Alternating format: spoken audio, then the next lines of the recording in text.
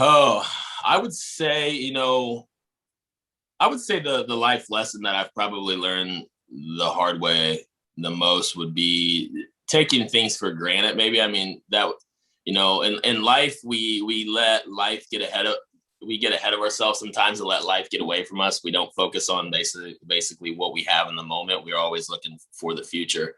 Um, and for me, I like I said, not having a dad growing up, my granny was my second mother pretty much. And like when you get out, when you're 18 years old and you're letting life just go, go, go, go, go, you kind of miss out on certain times with the people that mean the most. And she ended up passing away pretty quickly from cancer. And so like that taught me at a young age that life it just gave me a different aspect of or appreciation of life and taking things for granted. And I think that's probably one of the biggest lessons that I learned at a young age. So. Yeah, and I think... Welcome to Keeping Tabs. I'm Tabitha Crock, and every Monday, I talk to someone here in North Idaho. The goal to connect more people in the Coeur d'Alene area. And then every Friday, I talk to someone outside the community to bring in a new perspective and to learn a little bit about yourself.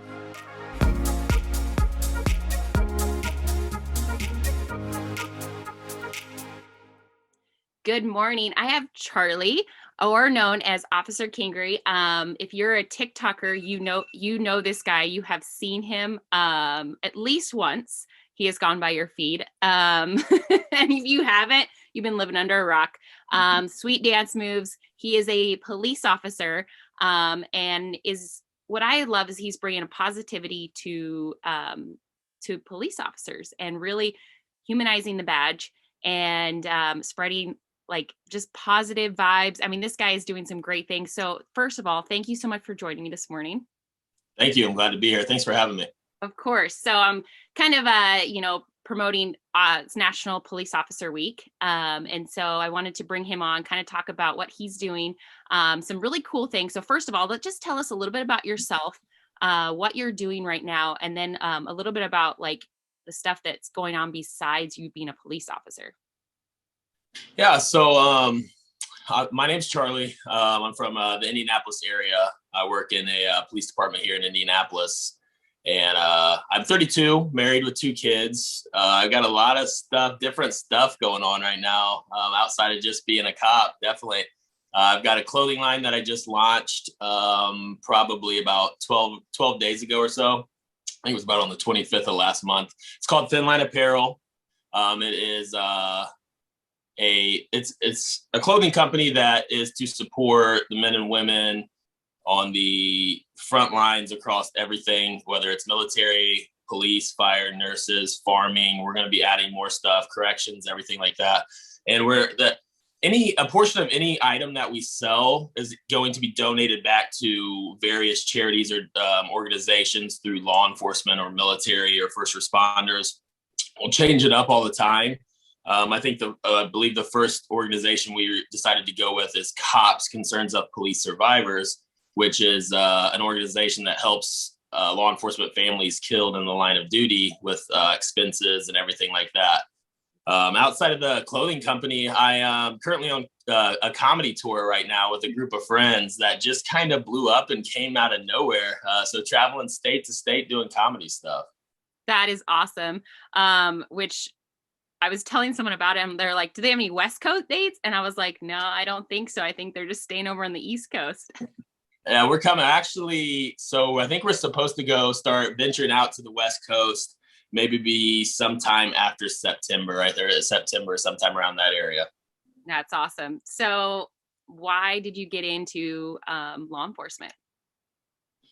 I think it'd be several reasons. I think, everyone gives you that, that vague answer, especially when you first start out. I would just want to help people and things like that. And yeah. I mean, helping people is pretty much everything we do every day in different aspects. But the reason that I got into law enforcement, and my uncle was a vice investigations detective for Indianapolis Police Department. So I was 18 years old, and vice investigations, you're going out and you're undercover. So it's dealing with all types of different stuff, drugs, all kinds of things. And I went out on a few ride-alongs with him when I was 18, and I was completely dumbfounded. I was like, you get paid to do this job? I was like, you're out chasing people. I mean, this is one of the craziest things I've ever seen. And it's not always like that, but that's something that that's really what first got me into it, was the adrenaline rush of every day being something different. You never know what you're going into. There might be one day where you don't get a single call and you're looking in a ghost town and you don't know what's going on. And you're looking at your buddy and you're like, I can't believe we get paid to just do this. And then there's some other times where stuff is going off the rails, things that I've seen more stuff in a weekend than some people see in their entire life.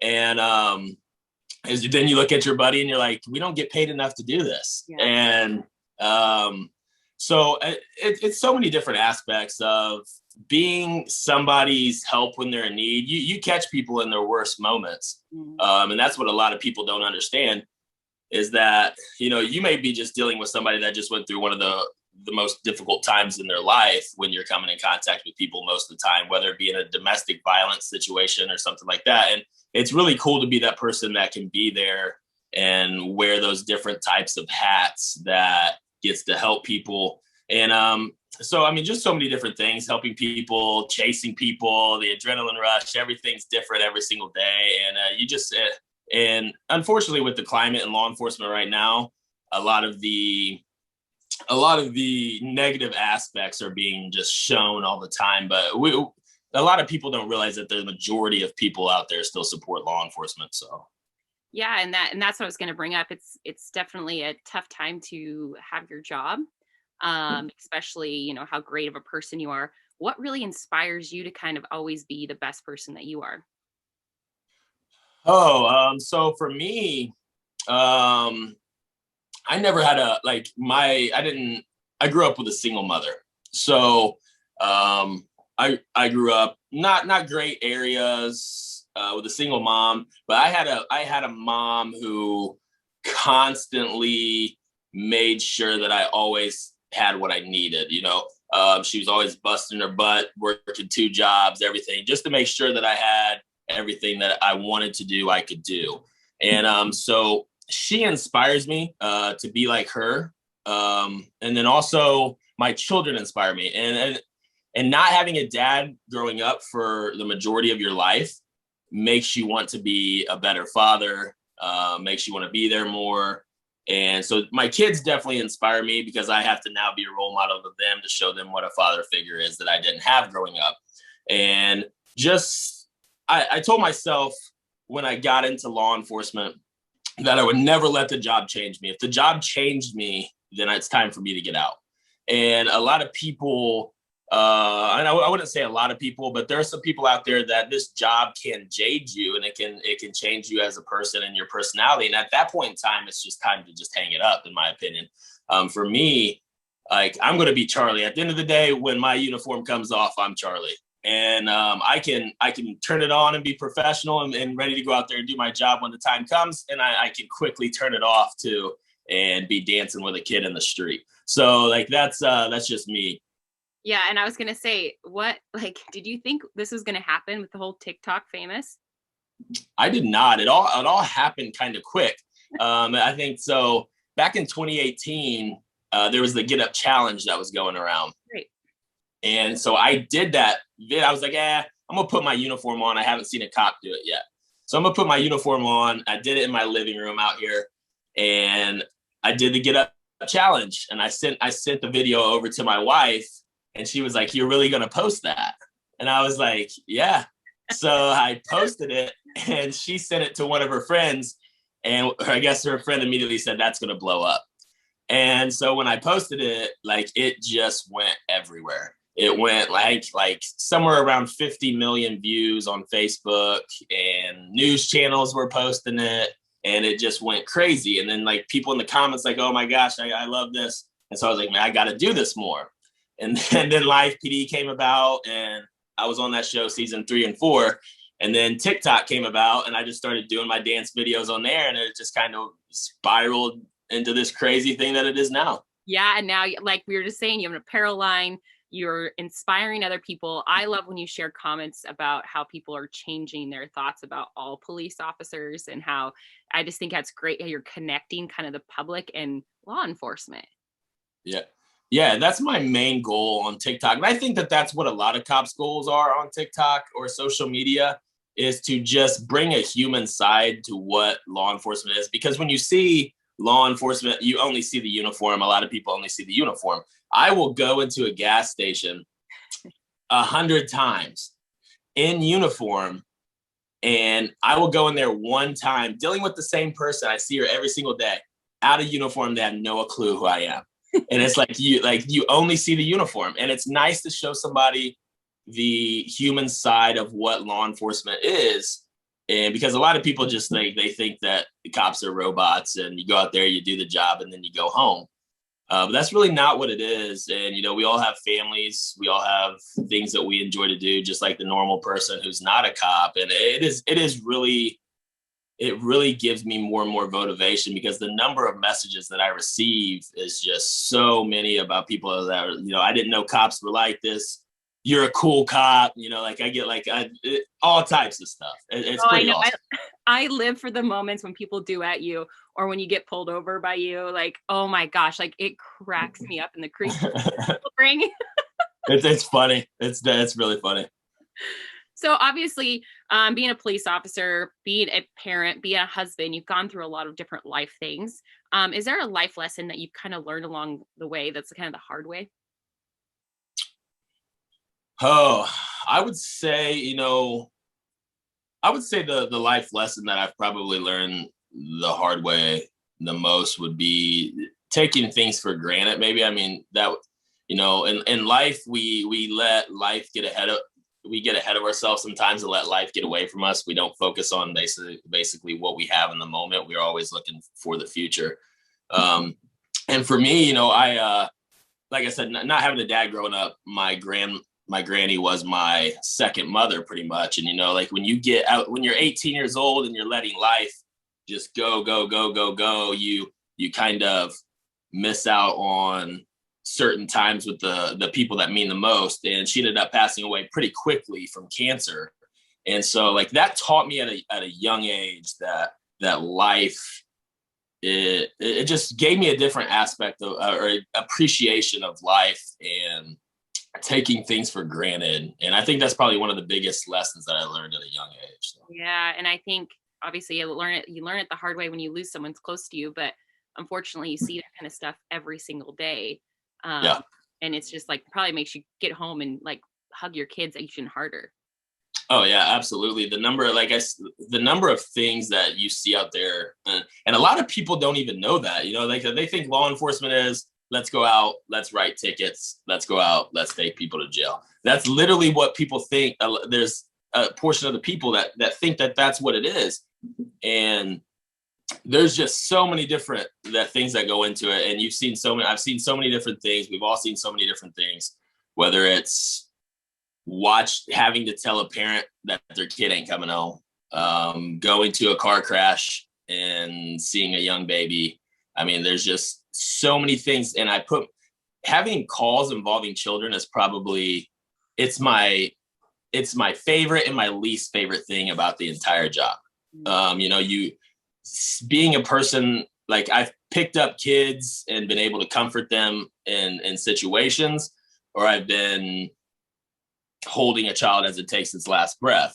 There's so many different things, and calls with children, anybody that hurts babies, anything like that, that sets me over the edge. And because I have kids, and, I relate to it. And so, yeah, the job definitely opens your eyes to a lot of different things. So would there be a piece of advice you would give to a younger you going through that? So if there was a younger you and you could go back and say something to you, what would it be?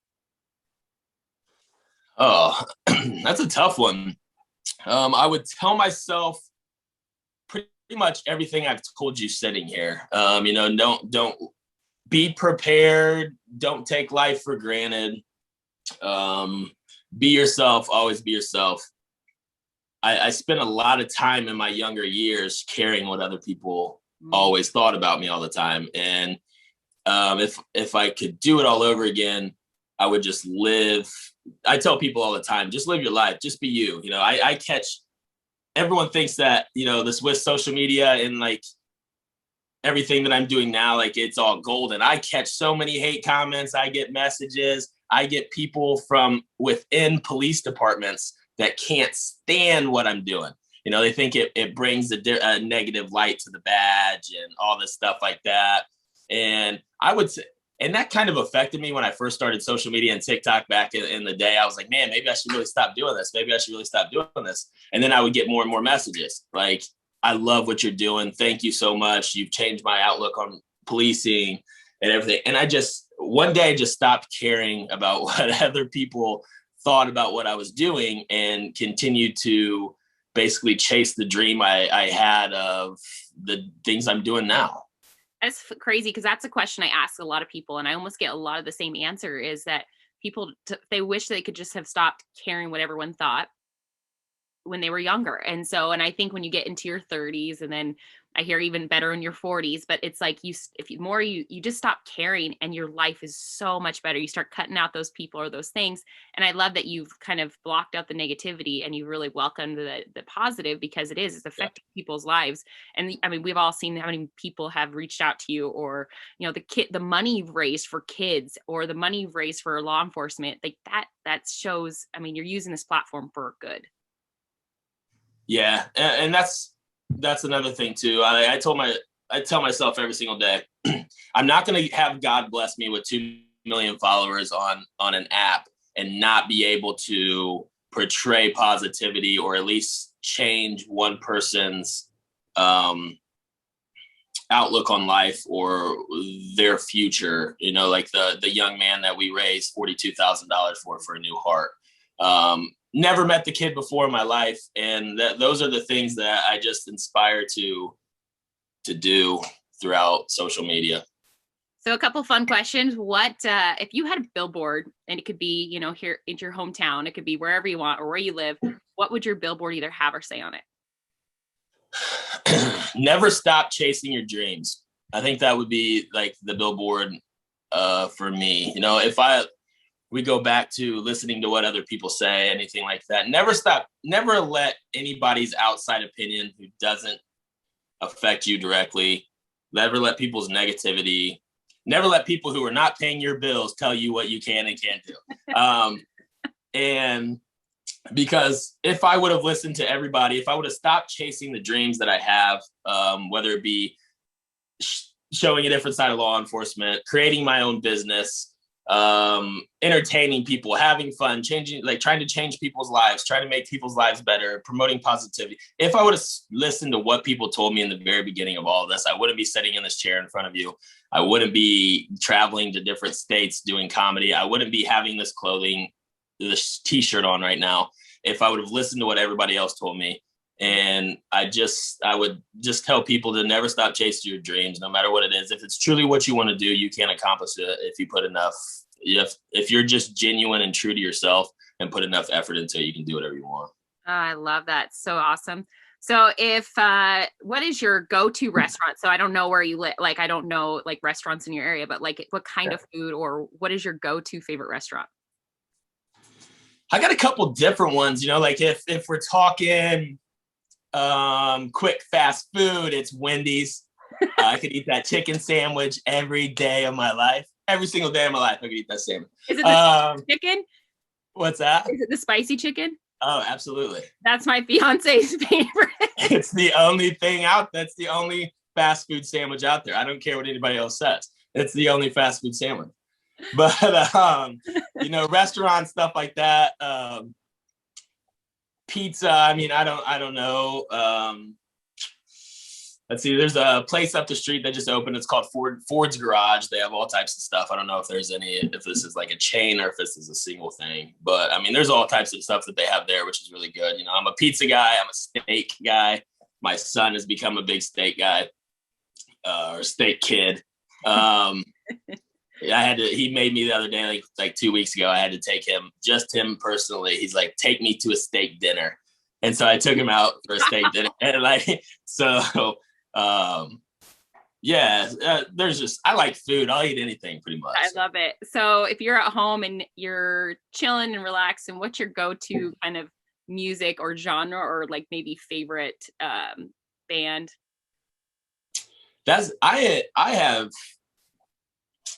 I couldn't even pick a genre, to be honest with you. I was born in Hazard, Kentucky, in the country, and raised on the east side of Indianapolis. So it's definitely a mix of, I could be playing Morgan Wallen, Johnny Cash, Hank Williams Jr. 1 minute, and the next minute I flipped over to P.D. Pablo and Little John and the East Side Boys, or whatever it may be. It's all over the place. It's just whatever mood I'm in. It's mostly country, but like every now and then, I would say 50-50 between country and rap.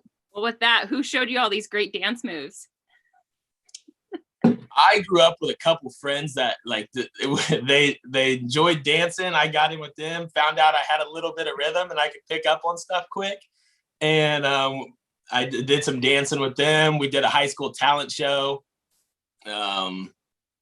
We won that high school talent show for dancing. We did Lovers and Friends by Lil Jon and them. I had a fake dreadlocks going on. So I grew up dancing. I was watching people. I picked up on it quick, found out I had a little bit of rhythm, and then just kept going with it. I love it. So my listeners anyone that's listening, how can they support you? Maybe it's through your apparel, whether it's, whatever. How can we support you? There's a bunch of different ways. Like the apparel line, obviously that not only supports me, it's thinlineapparel.com. You can find that on any social media that I have. But that not only supports me, it supports firefighters, it supports police officers. It may not be at this point in time on a large scale level, but my goal is to get it to there eventually, compete with Grunt Style, compete with Nine Line, compete with these companies, and always be given a portion of every single item that I sell back into the law enforcement or first responder or military organizations. And so you can do that through my clothing line, or just hop on my social medias, check them out, share a video, everything. It's all, the majority of my social medias, whether it's TikTok or Instagram, that's what I'm biggest on. I just created a Facebook, but I can't stand that. I'm just going to be honest. I can't deal with Facebook. But officer_Kingery, you can find me on any social media and check out there. Perfect. So as we said a couple of times, it's been a crazy, it's been a crazy year, whether it was COVID, you're dealing with stuff as a law enforcement. Is there a piece of advice you can kind of leave us with today as we go into our day dealing with whatever it is? Piece of advice. I tell this to a lot of people who are dealing with tough times on the job, when I'm working on the job, mental things, whether it be, suicidal thoughts, anything like that I deal with people in that time of need, is no matter what you go through today, there's always going to be tomorrow if you let it come. You could be going through the hardest point right now. You might think that this is it. I can't continue to go on, and something may happen tomorrow that changes everything. And you never know if you don't allow yourself to get there. Keep pushing forward, keep chasing your goals, keep believing in God, keep being yourself. That's all I can say to anybody that knows me, or I don't know. That's what I gotta say.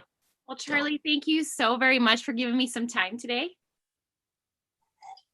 Absolutely. Thank you so much for giving me the time. Thank you for allowing me to come on here. I'm definitely going to start watching your podcast more and more now. Thank you. Thanks for listening to Keeping Tabs. I'm Tabitha Crock, and every Monday I release a podcast about different community members here in North Idaho. And then we end the weeks on Fridays with a podcast about the things I'm passionate about: outdoors, adventures, sports, the van life, and even current events. So if you like what you heard, make sure you subscribe to my YouTube, Spotify, or iTunes. Thank you again. Now go be kind and do something great.